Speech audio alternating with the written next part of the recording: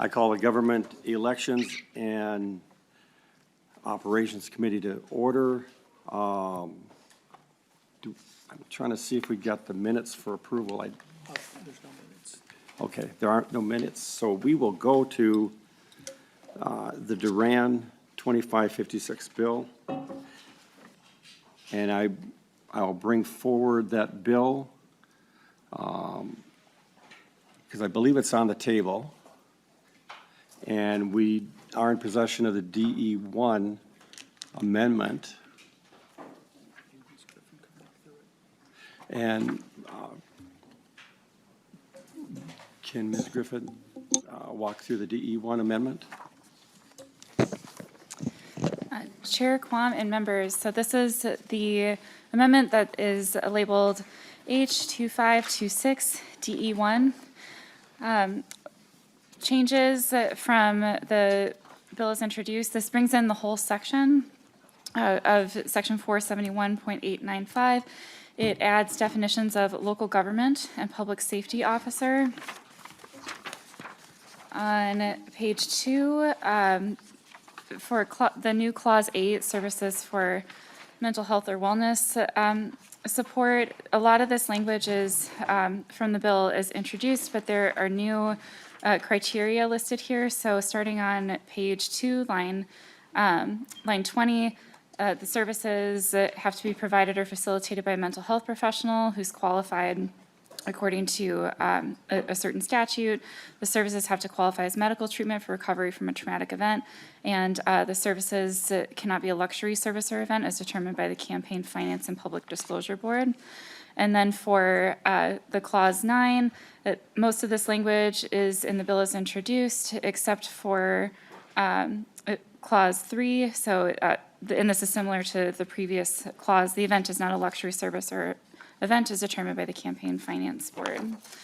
Then on page 3, there's a new subdivision 4 and subdivision 5. Subdivision 4 has gift standards and policies. It directs the Campaign Finance and Public Disclosure Board to determine standards for a luxury service or event that's prohibited in the previous subdivision. And then it also allows the local government to adopt policies with additional requirements and restrictions for gifts under those clauses 8 and 9.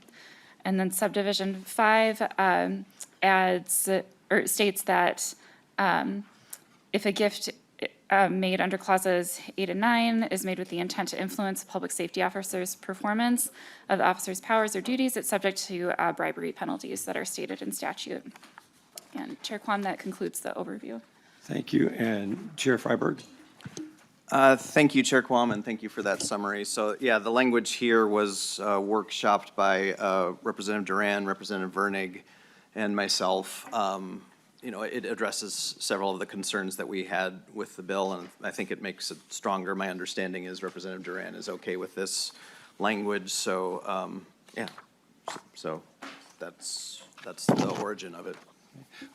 Because we're meeting at an odd time and several members just were able to get here from another committee that was running long, I have taken HF 2526 off the table for consideration.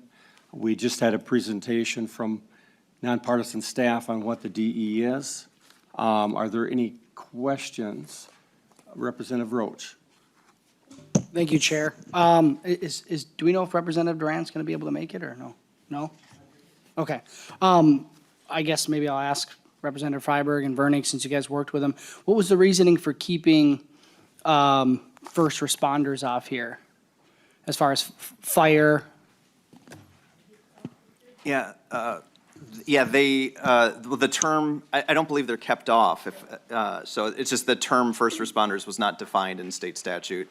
And so we used a term that was defined, and I think it does, maybe Ms. Griffin can confirm, but I think it does include fire and groups and professions like what you're describing, Representative Roach.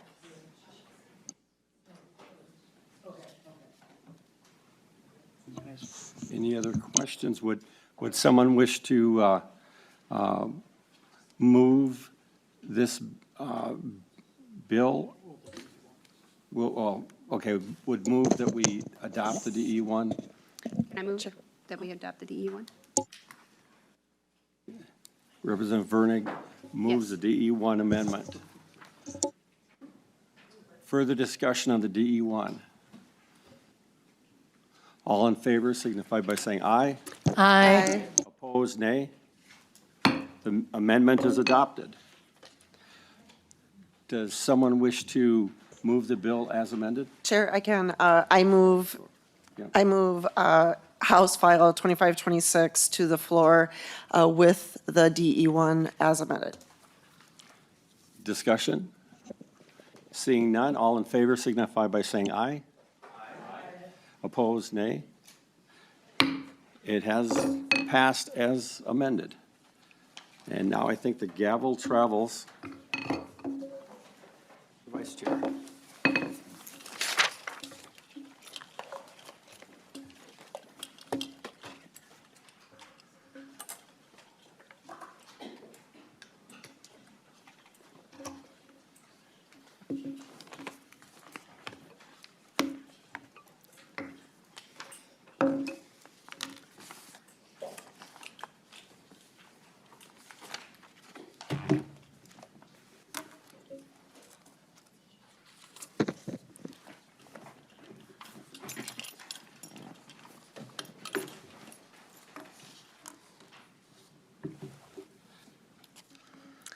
Chair Quam, when you're ready, you can move your bill. Thank you. I would move House File 3722 be approved and And do you have an move to the amendment? floor. You- General Registry. Okay. Do you have an amendment to move?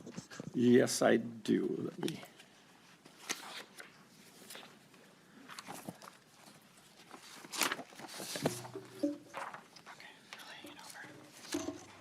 Madam Chair, I have the A1 amendment, which is some technical correction on the language. To get it, I would move to accept this amendment to get the bill in the manner in which the author would choose to. All right, members, is there any discussion? Chair Freiberg. Thank you, Madam Chair. Just some clarity on the motion. Is this is being laid over? Or I thought I heard Chair Quam say general register, so I just wanted some clarity there. Chair? I can, we can lay it over if that's the preferred. Yeah, I think I'd be certainly more comfortable adopting the amendment also if knowing this is getting laid over. So, yeah. Sounds like he's agreeable to that, so we'll plan on laying it over. All right, thank you. Okay. No other discussion? All right, so the A1, Well, or not, or, oh, sorry. It's been a long day. All in favor of the A1? Aye. Say aye. And anyone opposed, say nay. Okay, the A1 is adopted. Okay, and to your bill. basically, the idea is a deceased voter should be removed from the voter rolls. There is no opportunity for a person that's already passed away to vote, and this would clean up the voter rolls. And there is some information from the Honorable Kenneth Blackwell in your packet, giving some of the justifications for doing that. And I think cleaning our voter rolls is a important function for us as a state. Thank you, Chair Quam. And to that, I think we have a couple of testifiers. Nicole Freeman, if you want to come up. And Max Halpern, if you want to go to the other chair.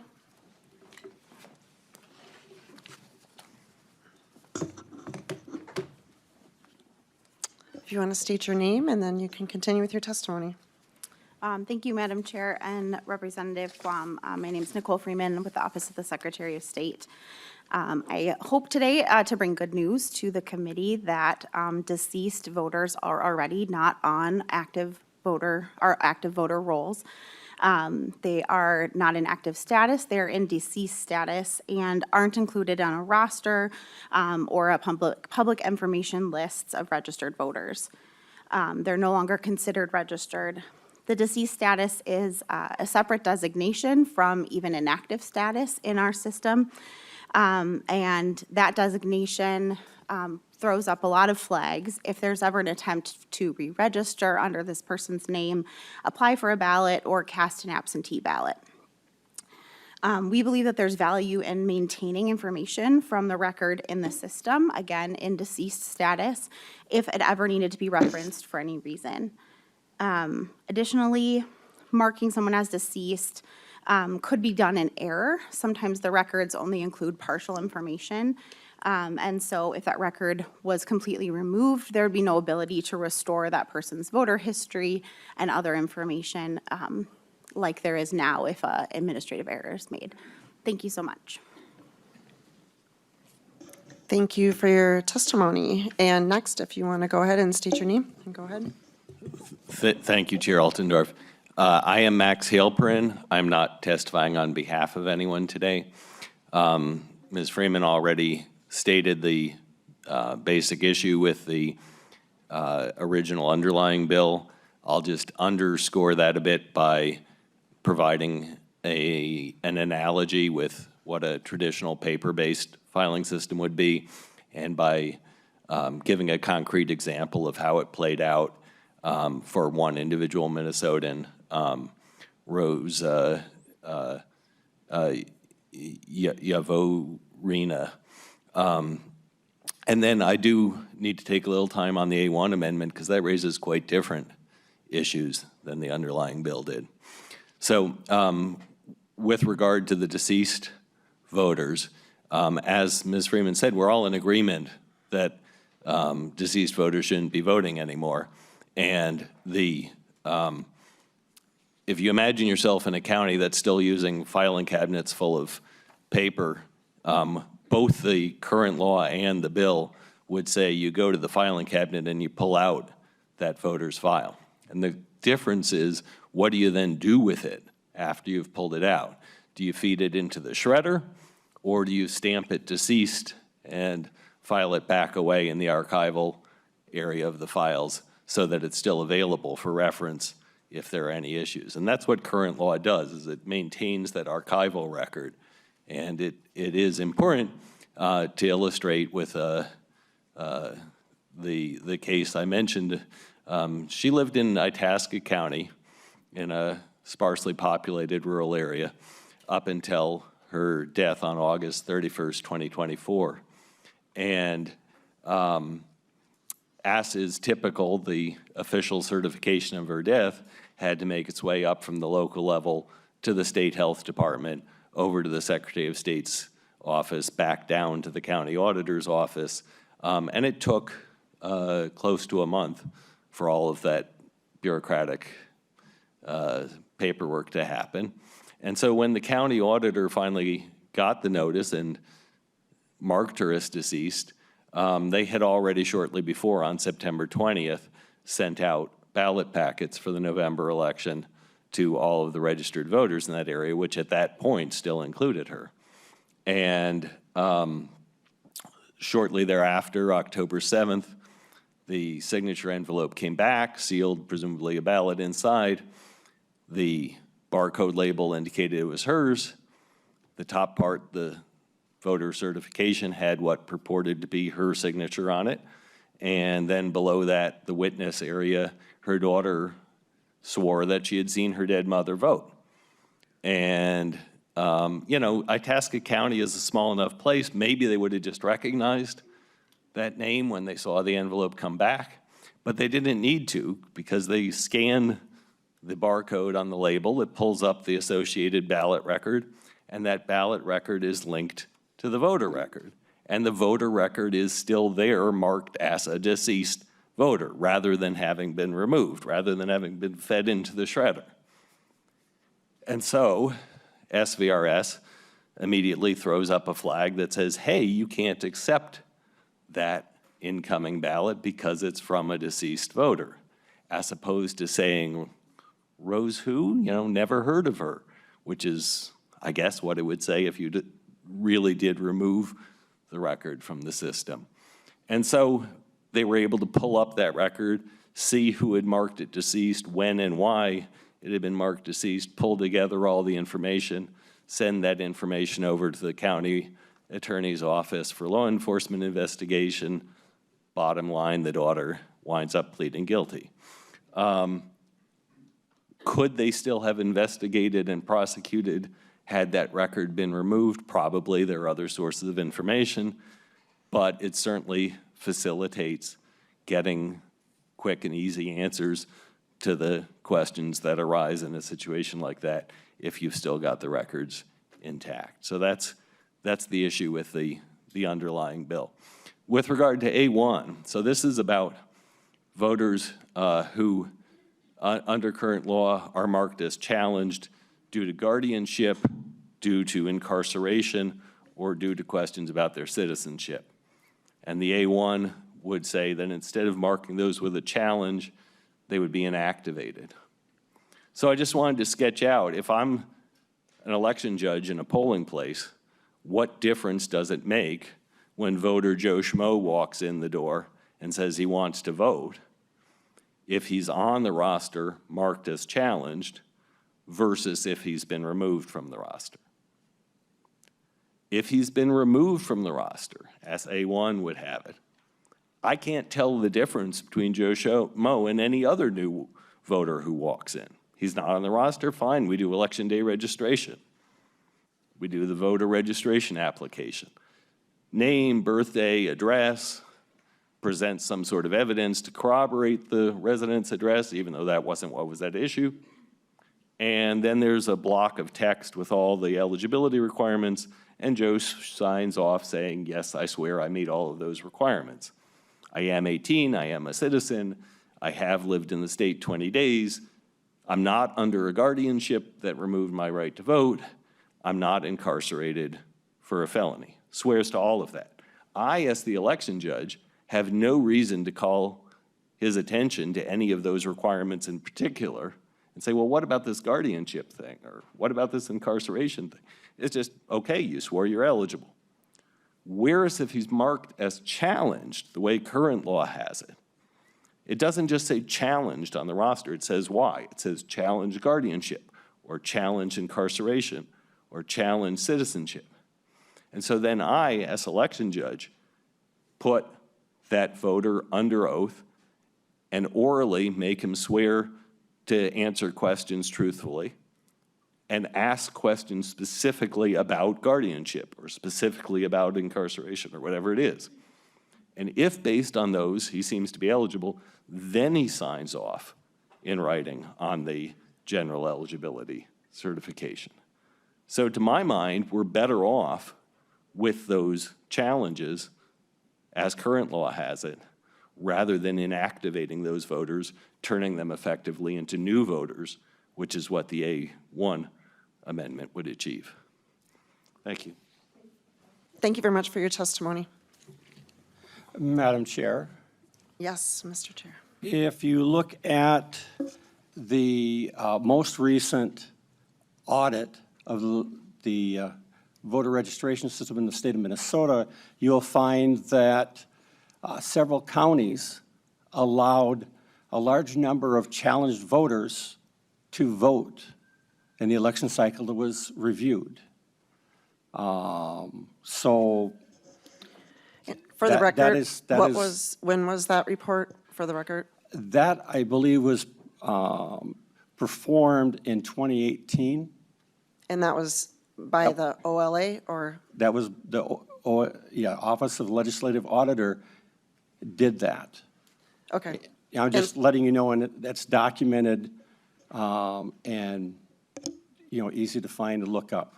Right, and so I just wanted to clarify, Mr. Chair, so you're saying the OLA report from 2018, a significant amount of challenged voters are voting?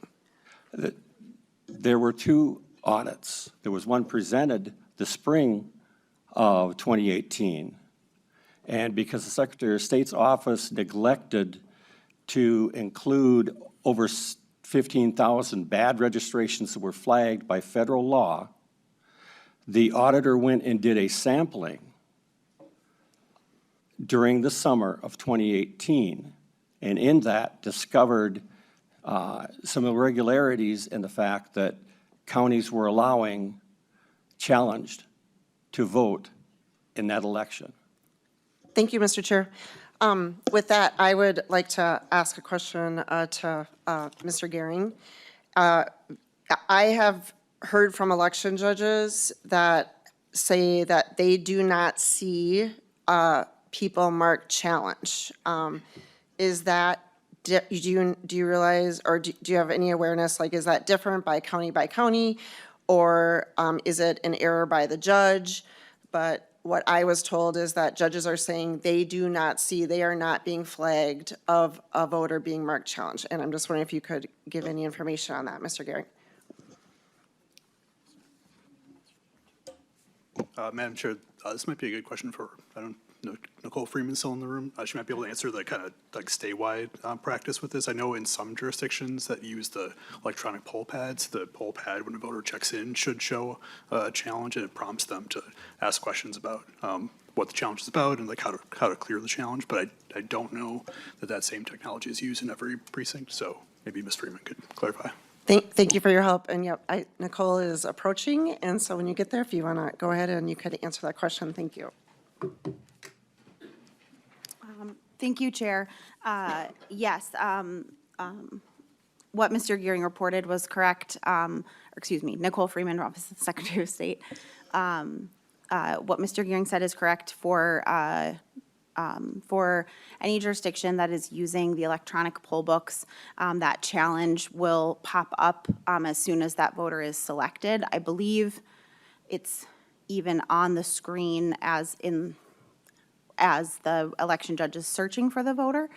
The word challenge is on there, and then as they can select the voter, then further information about what the challenge is and how the steps the voter would need to do to resolve the challenge are included there. If they are using the paper roster, the challenge is printed right on the roster, on the signature, where the signature goes. Thank you. And if you can stay there, there might be some more questions. That would be great. Representative Roach. Thank you, Chair Altendorf. I actually had a question for the testifier. Would he mind?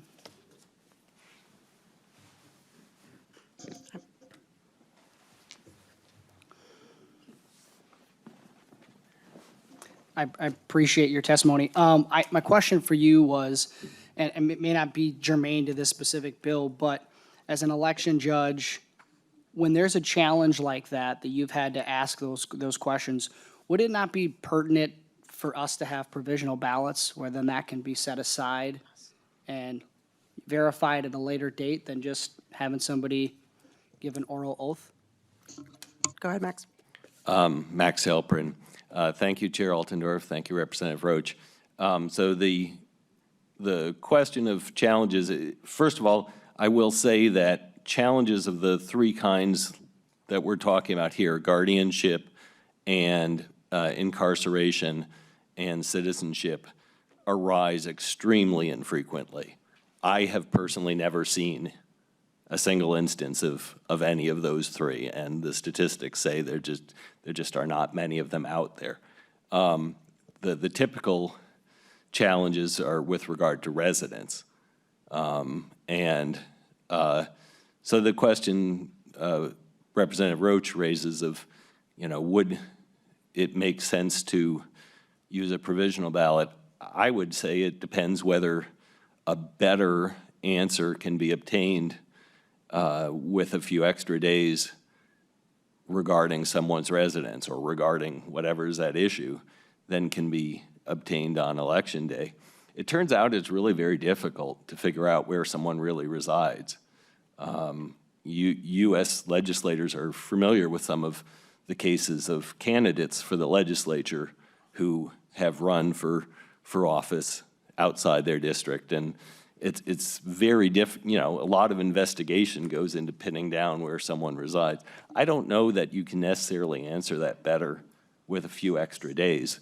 The typical kind of thing of, you know, do they have it on their driver's license? I guess I don't really care what's on someone's driver's license. As an election judge, I care where do they actually reside. An out-of-date driver's license isn't where they should be voting. They should be voting where they now live. Thank you, Mr. Halperin. Chair Quam, you had a response? Thank you, Madam Chair. Yes, if Minnesota was like the vast majority of the United States, they would abide by HAVA, which stipulates there are provisional ballots, so you do have several days for someone to bring forth the appropriate information. Because only 3 states were granted an exemption from that, the vast majority of states seem to be able to do that function fairly well, not a lot of issues. And so I would just, you know, counter giving them a few days ensures that you don't disenfranchise someone, because there have been people that have not been able to vote on election day and didn't receive a ballot. Thank you, Mr. Chair. I have another question for Ms. Freeman.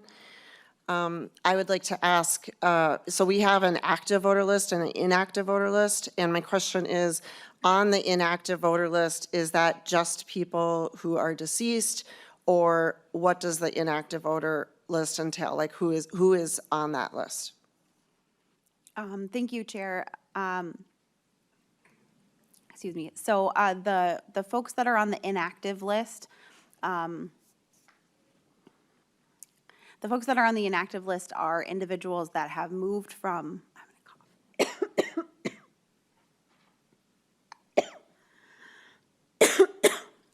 That have moved from the state of Minnesota. This happens to me every year. That have moved. Hold on.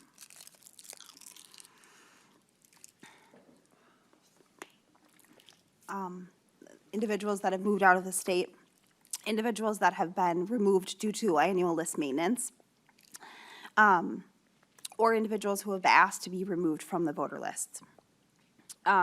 Individuals that are deceased have a separate designation of being deceased, so they do not appear on a public information list. They're not an active voter, but it is a distinct difference than an active status. I apologize for coughing. No, thank you. Thank you. That's okay.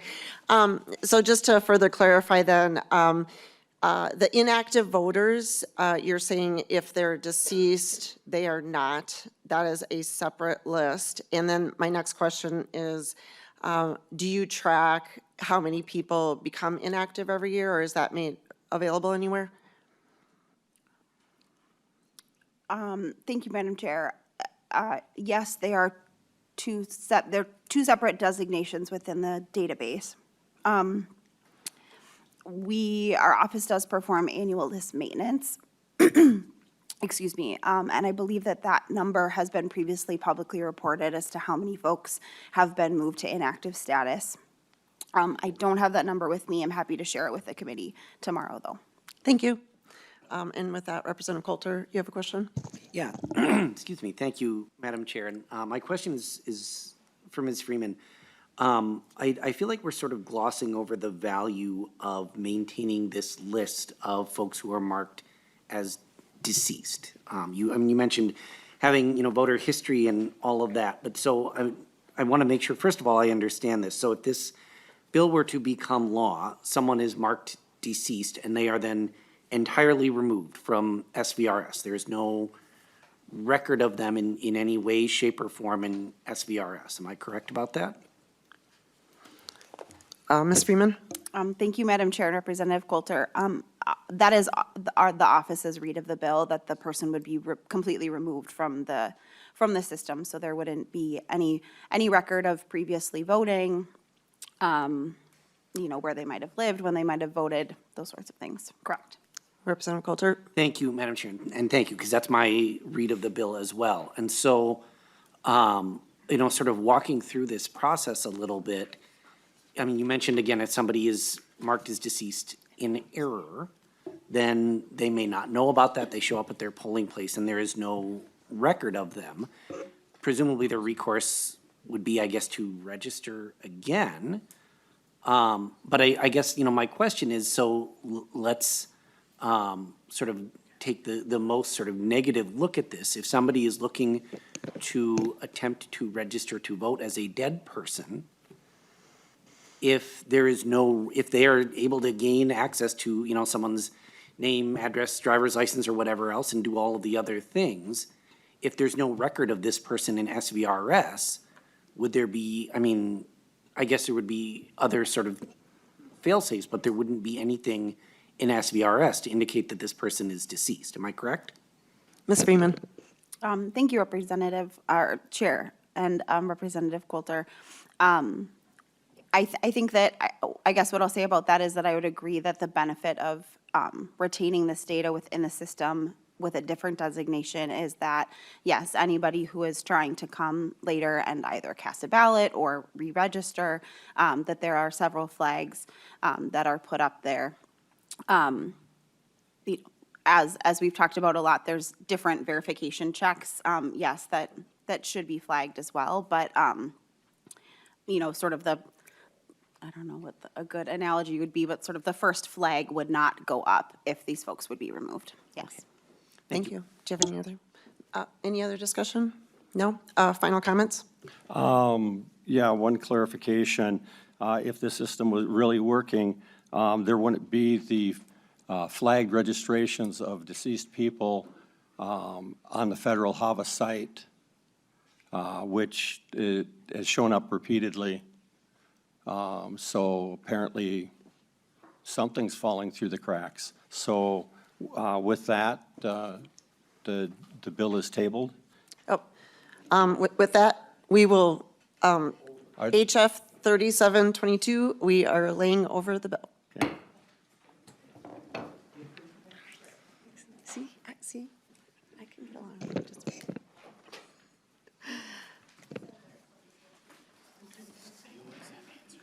Okay. Mr. Chair, whenever you're ready, you can present your next bill or move your bill. Yes, I would move that HF 3723 be put before the committee and voted to go on the general registry and ask for a roll call. Thank you, Mr. Chair. And there's no amendments, so if you want to describe your bill. Basically, it's pretty straightforward. Before you send a ballot out, mail it out, you verify that it's still a valid person. Where we have now indefinitely, you just sign up and you're always sent an absentee ballot. This would prevent those from being sent out to someone that has passed away or someone that had moved to a different state. And with the HAVA SSA site, you can determine if someone has moved to a different state or been declared deceased. Thank you, Mr. Chair. And I believe we have some testifiers. Ms. Freeman, Mr. Hilbrun, if you want to come up again. When you're ready, go ahead and introduce yourself, and you may begin. Thank you, Madam Chair and members, and Representative Quam. Nicole Freeman from the Office of the Secretary of State. I think the first thing I would like to say about the verification of absentee ballot apps, again, in the good news category, many of the majority of registered voters in Minnesota have already gone through these verifications. The verification step that this bill would have them go through is verifying identity. So the Social Security Administrative Database, the HAVB database that we use, it's verifying the individual's name as well as matching up their date of birth, as well as the last four of their social if they provide that. When comparing to the driver's license database, again, we're comparing their name as well as other identifying information like their date of birth and their driver's license or Minnesota ID number. So that verification is happening. I think we also know that we have really clear procedures for how to handle voter records that are already challenged. And we know that any application that is submitted online, those applications already do go through this verification process. So I think in our office, we just have a question about what does it look like and what system would our office be required to implement in order to follow the bill language as presented. On the sections that require anyone on the permanent absentee ballot list to be re-verified, I just wanted to note that those voters are on that list are already registered to vote. And as we've said, the verification process takes place when the registration is processed. If an individual cannot be verified through those procedures, they're challenged. And the statute is explicit that if a voter's record is challenged, they can no longer be on the permanent absentee list, nor could they request to be added if they're in challenge status. So I think for the reasons of the verification is happening in a majority of the situations, it's unclear how logistically local, whether it's county or at the city level, they would be completing this additional verification that most likely has already been done. We would ask for a no vote on House File 3773. Thank you. Thank you, Ms. Freeman. Mr. Hilpern, if you want to go ahead with your. Max Hilpern, thank you, Chair Altendorf. So I was asked when I signed up, was I testifying in opposition or in support? And I said in opposition, but I want to clarify, I meant in complete opposition to the effective date at the end of the bill. And I would describe myself as in skepticism of the body of the bill. The effective date, July 1, is 5 days after absentee voting starts for the August primary, starts June 26th. And so we're talking about, fitting a new rudder onto the ship, not only very quickly on the double, but also 5 days after we've left port. And it just strikes me as a really bad idea. As far as the skepticism, I think Ms. Freeman already explained some of that, but I do want to give a little historical context back to 2014 when the online application for absentee ballot was added, and that was when the verification language that this is piggybacking on was put in, was in that 2014 amendment. And I was in the room at the time, and I remember that the issue was that online applications, unlike paper ones, you can imagine someone anywhere in the world generating a whole bunch of forged applications and sending them in and not having a clear trace of where they came from and so forth. And the paper ones generally have a handwritten signature on them, whereas the online ones just have a typed signature. So there was considerable concern among legislators about that online option. And so the bill incorporated some web security technical things and tracking the internet addresses that the requests came from and so forth, but it also included, for that reason, this provision to verify the driver's license number or last four of the social. It served as a backstop to that typed signature to make sure that application is really coming from the voter who's applying. And so it's a verification of the application, not a verification of the voter. The verification of the voter is done when they register. And this bill would take that language and it apply it to the permanent absentee list where there's absolutely nothing new to verify. There is no new application, it's just the voter record. And so that, I don't really understand what that's achieving. And then it would apply it to the paper applications where, there might be some marginal benefit in another check, but then that has to be weighed against what are the risks when you start verifying more. Because we have seen historically some of those verification checks spuriously fail. We have situations like somebody with a double last name and one database lists both last names correctly in the last name field. The other database lists one as a middle name and the other as a last name, and so the two don't match up. And so I would be doubtful that there's enough incremental benefit from doing that verification on a paper application. It holds it up another day. It risks potentially that it needlessly be rejected, and I don't see a lot being achieved. Thank you. Thank you for your testimony. And is there any other testifiers that would like to testify on this bill that are in the public?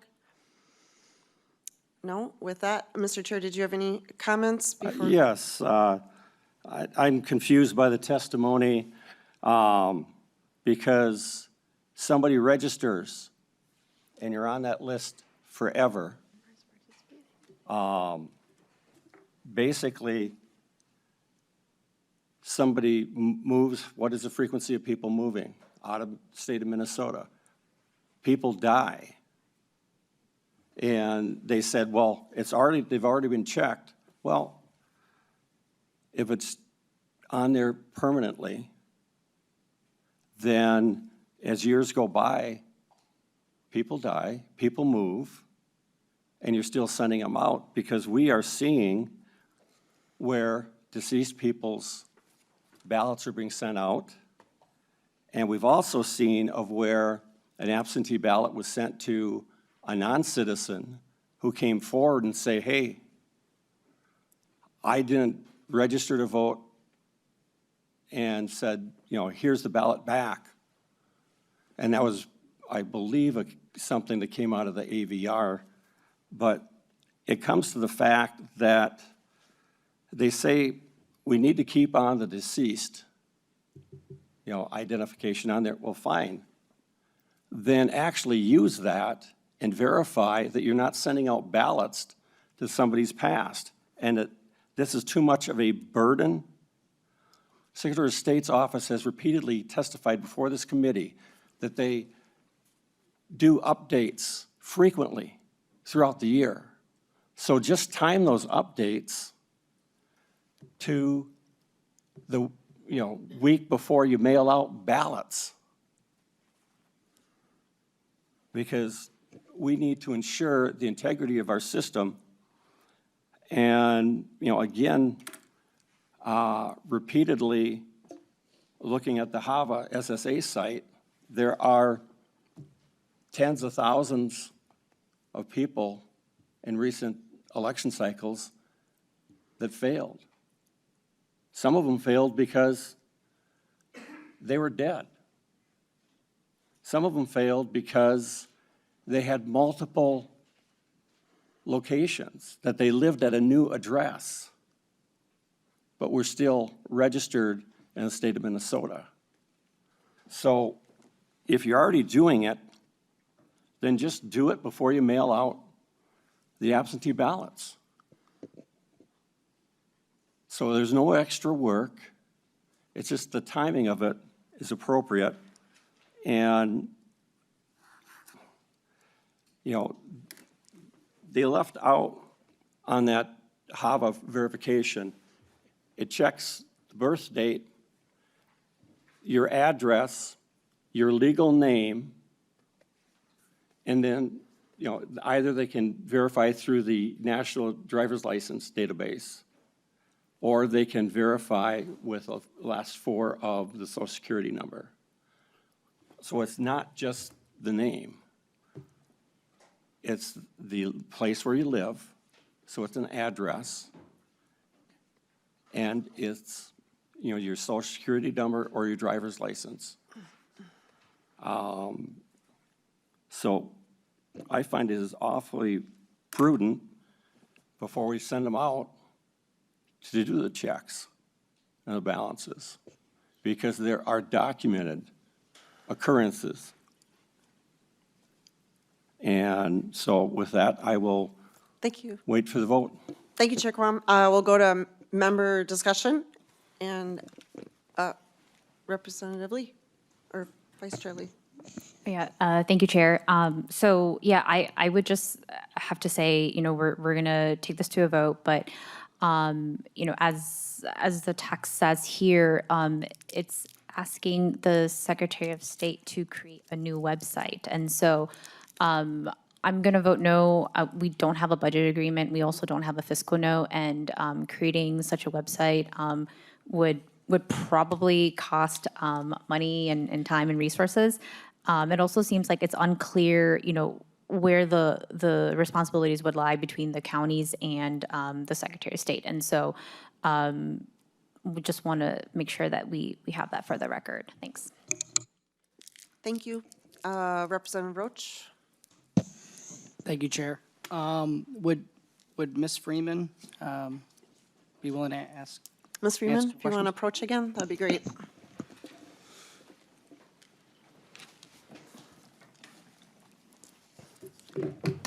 Representative Roach, and then Ms. Freeman, if you want to say your name again. Thank you. So last month, we found out that Morris Brown was arrested for lying about his immigration status and being AWOL from the National Guard. This person is not a citizen, and yet he was registered to vote in Minnesota. We sent a letter asking the Secretary of State how this person could become registered. And my question is, how can you assure us that he is no longer registered? Ms. Freeman? Thank you, Madam Chair and Representative. According to statute, the county auditor is the keeper of the records. As we stated in the letter, it was our understanding that the county has removed that individual from the record. It is my understanding that this individual registered to vote. It is also my understanding from news media that I've seen that the individual committed fraud and had fraudulent documents that certified things about him that ended up being false. And so I guess that is what I know about this individual, that he had documentation that was false. I don't know any more about it. I'm sure more will come out in the investigation. But to my knowledge, his voter record went through the normal, the checks that exist. And that's what happened after he registered. Madam Chair, I need Mr. a Chair. clarification. You said the person was removed from the voter record. So then they, just like you said, if we removed the deceased people, somebody could register under that identity again. Can you clarify, were they removed? Were they labeled challenged? What specifically was done with that? Ms. Freeman? Thank you. What I should have said is that they were inactivated. So the individual is no longer an active registered voter. Representative Roach? did you have Okay, a- so yeah, my follow-up question. So the Secretary of State's office isn't taking any steps to proactively look for those that are not eligible? Or are they doing that currently, or are you just leaving that up to the county? Ms. Freeman? Madam Chair, I'm sorry, how is this in any way related to the bill that's in front of us? Representative Coulter, we are talking about voter roll registration, and these are instances of people. That's not, I'm sorry, I didn't mean to interrupt you, Madam Chair. No, that's fine. I'm happy to clarify, but this is incidents where people were on the voter rolls. These are incidences that have happened, and I understand, Madam Chair, but House File 3723 is related to voter verification before mail delivery of an absentee ballot. The question before this committee is this bill, not other instances, not other things that may have happened related to the voter rolls. thank you, Representative Coulter. I do think that, members, this is part of the discussion about, these are valid cases that we do know of that someone, so, thank you. Chair Quam. I think the connection is verifying and removing and not sending out absentee ballots. So the integrity of our voter registration system and that database is part of the question of this bill, because we're utilizing that database, if this bill passed, in order to decide if we were going to not send out an absentee ballot. And bringing up examples where there have been failures, and he hasn't stated all of the failures that show up on the required HAVA site, which is days, weeks after that person has registered and voted. That's problematic. So the whole point of the thing here is we need to ensure we have voter and election integrity. And that's the core of the situation, because we have had people where absentee ballots have been mailed out and they've moved or they're dead and other people have voted in their place.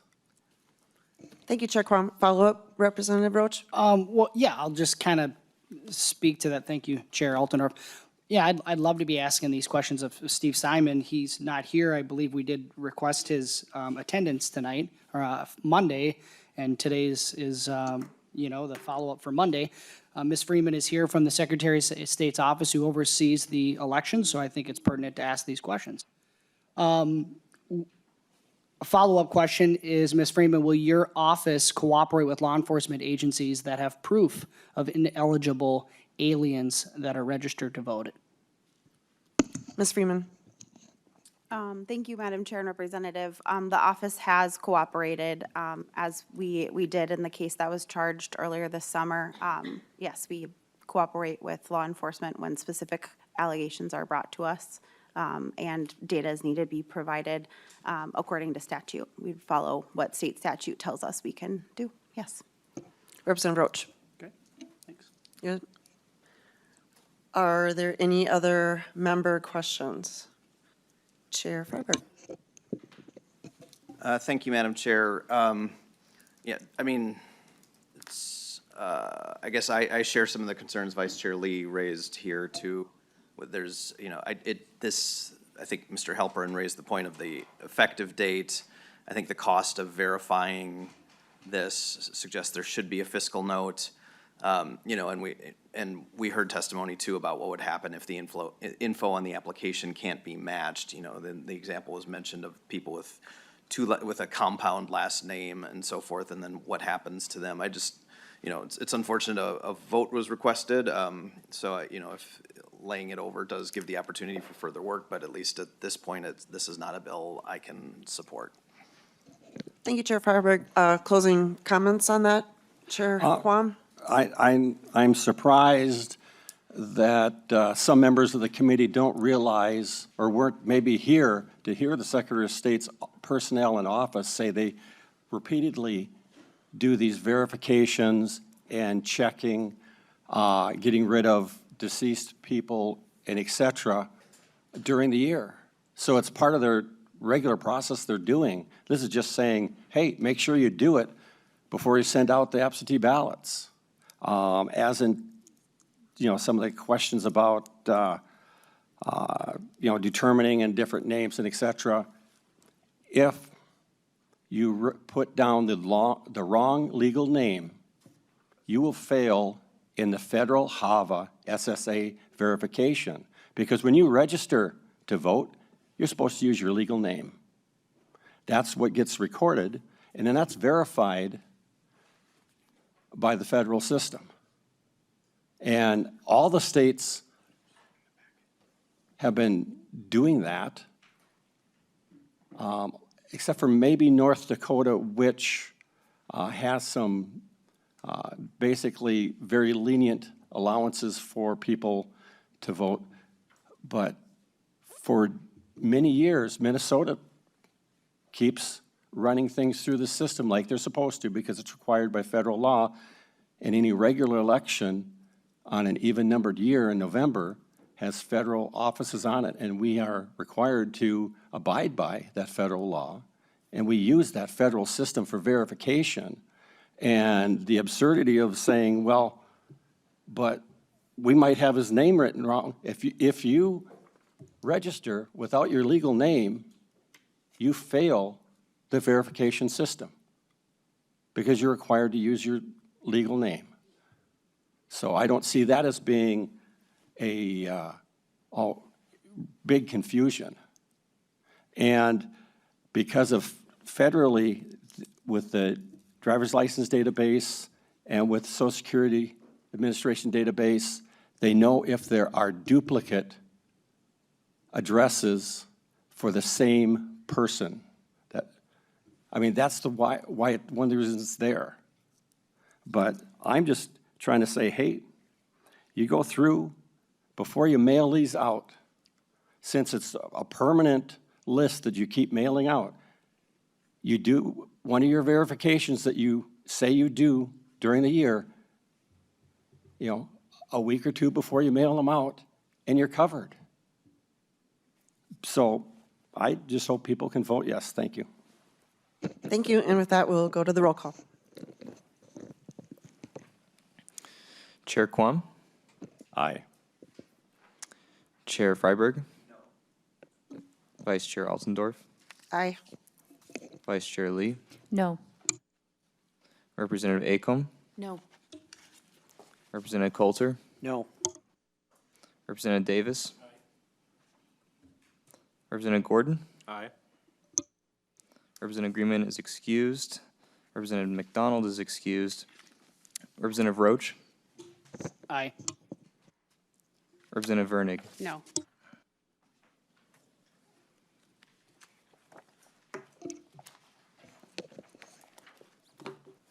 The vote is 5-5, and with that, it does not pass this committee, but we'll lay this over. And members, Chair Freiberg.